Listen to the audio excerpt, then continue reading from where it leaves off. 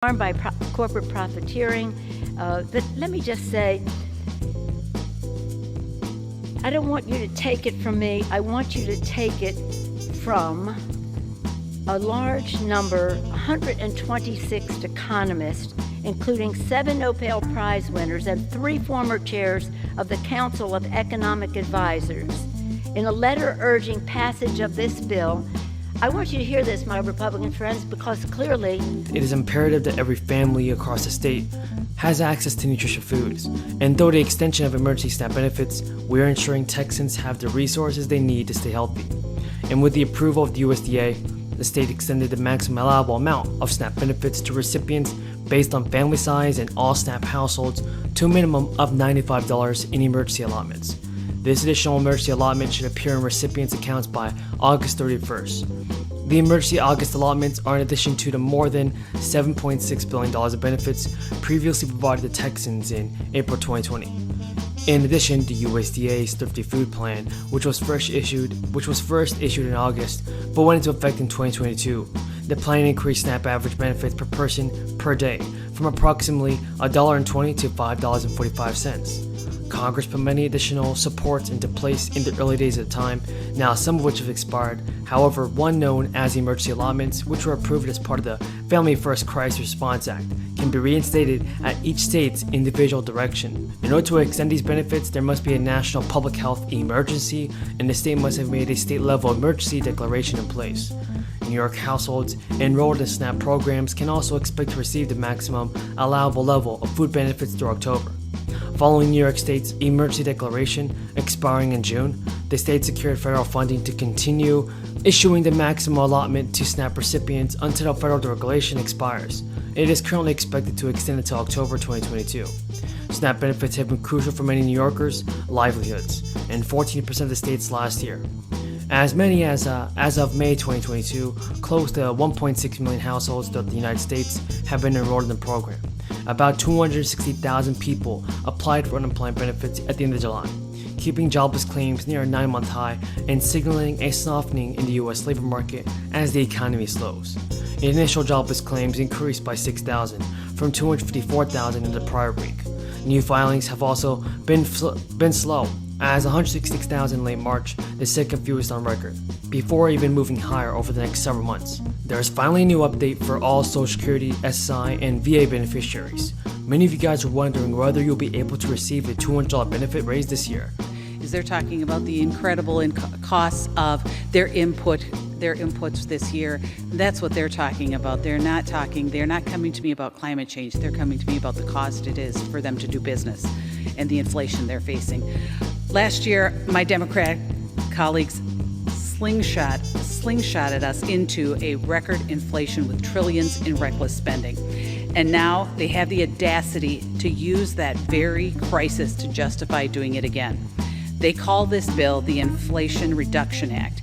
In reality, this is just another installation of their tax and spend agenda that got us here in the first place.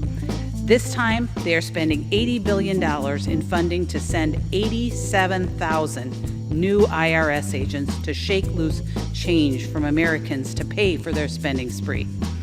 With this new staff, the IRS will be bigger than the Pentagon, State Department, FBI, and Border Patrol.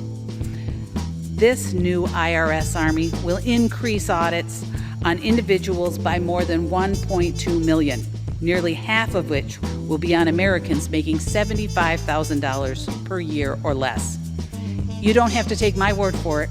This is according to the nonpartisan Congressional Budget Office. And what do Americans get in return?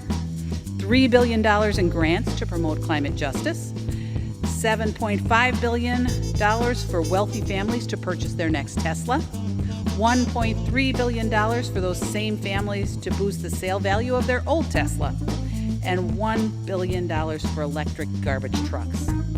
This bill is riddled with provisions that carry the Green New Deal stamp of approval.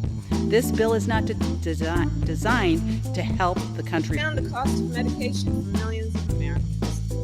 And to bring down energy costs, we will give working families as much as $8,000 to upgrade their HVAC system in their home, which means, of course, lower energy bills and cleaner air.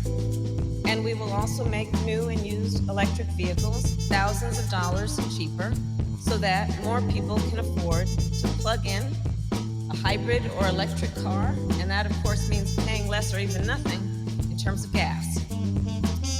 Right. So the good news, everybody, is here about the fourth stimulus check, and here's a ton of information that you're gonna learn in this video. Now, a new bill has been passed. Yes, a new bill has been passed, and the Georgia governor officially signed a bill that actually would deliver additional income tax refunds due to the state's budget surplus. The Department of Revenue confirmed that the bill will actually refund some or all of the 2020 income taxes for 2020 and 2021 filers. According to the Department of Revenue, said single filers receive a $250 check. Single adults with dependents receive a $375 refund, and married couples receive $500. The good news is that Georgians could receive their check in the coming weeks. The Department of Revenue says it will attempt to include the new bill's refund check along with other refunds amounts due on 2020 returns. 2021 returns, actually. The state will issue a separate refund for Georgians who already filed taxes for 2021 prior to the bill becoming law.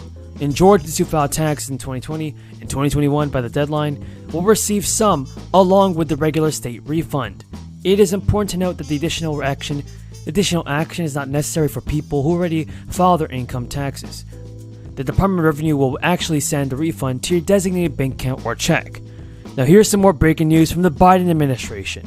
President Biden announced today that his administration is proposing a tweak to the Affordable Care Act to make health insurance more affordable for millions of people in the country. The shift would actually fix what is known as the family glitch, a loophole that has prohibited more than 5 million people from accessing subsidized health plans on the Affordable Care Act marketplaces, even if they don't actually have their other affordable options. Experts have said that it is a huge deal, and it is one of the biggest things that Biden administration can do on its own to expand coverage. The fix, which the Biden administration can make on its own without relying on the Democrats' slim majorities in Congress, represents Biden's latest effort to use the Affordable Care Act as a vehicle to lower costs and improve coverage for people. Biden announced a new change at an event with the former president, who signed the Affordable Care Act into law 12 years ago and was making his first visit to the White House since leaving office in 2017. Now, according to the Treasury Department, there's a new rule. It's expected to go into effect in 2023. A senior Biden administration official told reporters that the timing could be ideal for Democrats, hoping to tout healthcare achievements before the midterms this fall, when Americans will be preparing for the next open enrollment period. During a press conference, President Biden said, once today's proposed rule is finalized, starting next year, working families in America will get the help they need to afford family coverage fully.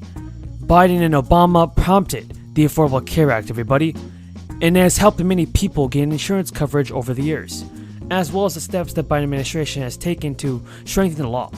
Both of them have already emphasized the need to push back on Republican